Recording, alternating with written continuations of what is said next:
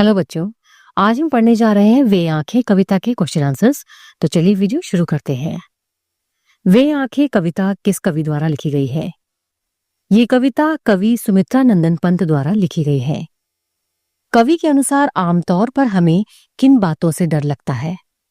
आमतौर पर हमें जीवन की उन घटनाओं से डर लगता है जिसमें हमारे अपनों की मृत्यु, अपमान, कठिन परिस्थितियों का सामना करना और अत्यधिक कष्ट भोगना आदि घटनाएं शामिल होती हैं। इस पाठ में उन आंखों से किसकी ओर संकेत किया गया है? इस कविता के अनुसार उन आंखों से किसानों की दयनीय स्थिति या हालात की ओर संकेत किया गया है। कवि को किसान की उन आंखों से डर क्यों लगता है? कवि को किसान की उन आंखों से डर इसीलिए लगता है क्योंकि उन आंखों में शोषण, निराशा, दुख, रुदन और पीड़ा इनके सिवा कुछ भी नहीं है। डरते हुए भी कवि ने उस किसान की आंखों की पीड़ा का वर्णन क्यों किया है? डरते हुए भी कवि ने उस किसान की आंखों की पीड़ा का वर्णन इसलिए किया है जिससे दूसरे लोग भी किसान की दयनीय और वास्तविक स्थिति के बारे में जान सकें।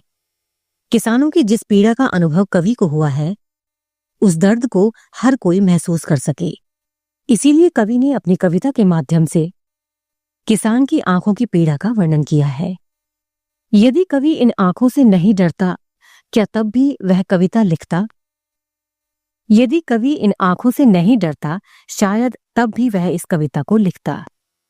क्योंकि कविता लिखने के लिए मर्म या भावों का होना आवश्यक है, जो किसी भी परिस्थिति के अनुकूल हो सकता है। इस कविता में किसान की पीड़ा के लिए किन्हें जिम्मेदार बताया गया है? इस कविता में किसान की पीड़ा के लिए शासक वर्ग, साहूकार, महाजन और कोतवाल आदि को जिम्मेदार बताया गया है। पिछले सुख की स्मृति आंखों में क्षण भर एक चमक लाती है। इसमें किसान के किन पिछले सुखों की ओर संकेत किया गया है? इस कविता में किसान के पिछले सुख की जो स्मृतियां हैं, वो किसान का एक भरा पूरा परिवार था, जिसमें उसकी पत्नी, पुत्र, पुत्री और बहू शामिल थे। किसान अपने परिवार के साथ एक सुखमय जीवन व्यतीत कर रहा था। उसके अपने खेत थे, गाय और बैल भी थे। किसान की यही सब सुख संपत्ति थी जिसकी ओर संकेत किया गया है। वे आंखें कविता में आंखों को अंधकार की गुफा के समान क्यों कहा गया है?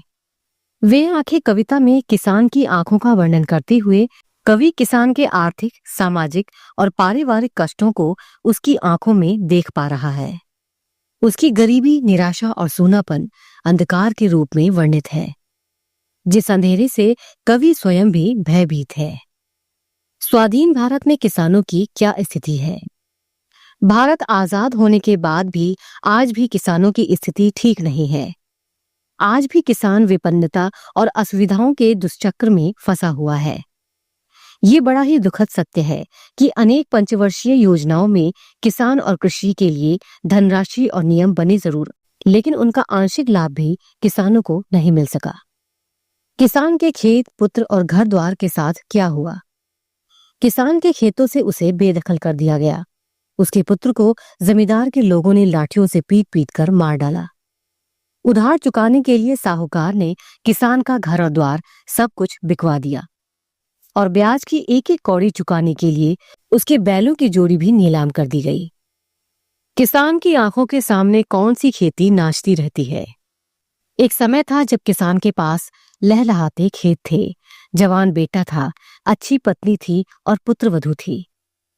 बैलों की जोड़ी और उजली गाय से भरा पूरा घर था। इस सुख और वैभव के संसार में से अब उसके पास कुछ भी नहीं बचा है। यही उसकी सुख की खेती थी, जो अब उसकी आंखों में स्मृति बनकर नाचती रहती है। कवि ने किसान के रुदन को नीरव क्यों कहा है? कवि का मानना है कि किसान की स्थिति दयनीय है। उसकी आंखों के अंदर दुख समाया हुआ है। उसकी आंखों में उसी दुख की छाया के रूप में रोने का भाव अनुभव किया जा सकता है। वह चीख चीख कर रो नहीं रहा है, लेकिन उसके साथ जो भी अत्याचार हुए वो सभी उसकी आंखों में झलक पड़ते हैं। इसीलिए न रोते हुए भी उसके नीरव रोदन को कोई भी सुन सकता है। नारी को समाज में आज भी उचित सम्मान नहीं मिल रहा। वे आंखें कविता के आधार पर सिद्ध कीजिए। किसान अपने बेटे की बहू को गृह लक्ष्मी कहता था। लेकिन बेटे की मृत्यु के पश्चात पति घातिन कहने लगा। कोतवाल उस विधवा की मृत्यु का कारण बनता है। किसान अपनी बहू की मौत से इतना दुखी नहीं है। वह कहता है कि औरत तो पैर की जूती के समान है, एक नहीं रही तो दूसरी आ जाएगी। लेकिन अपने बेटे को याद करते ही दुख से उसकी छाती फटने लगती है। इस बात से पता चलता है कि नारी को समाज में आज भी उचित सम्मान नहीं मिल रहा है और समाज आज भी इस मानसिकता से ऊपर नहीं उठ पाया है। इस कविता में पैर की जूती किसे कहा गया है और इस बात का क्या अर्थ है? पैर की जूती जोरू यानी स्त्री और पत्नी के लिए कहा गया है, जिसका अर्थ है कि समाज की नजरों में स्त्री एक तुच्छ सी वस्तु है। यदि एक मर भी गई तो दूसरी लाई जा सकती है। जीवन की हरियाली का क्या अर्थ है? जीवन की हरियाली यानी परिवार और जीवन की खुशी से है।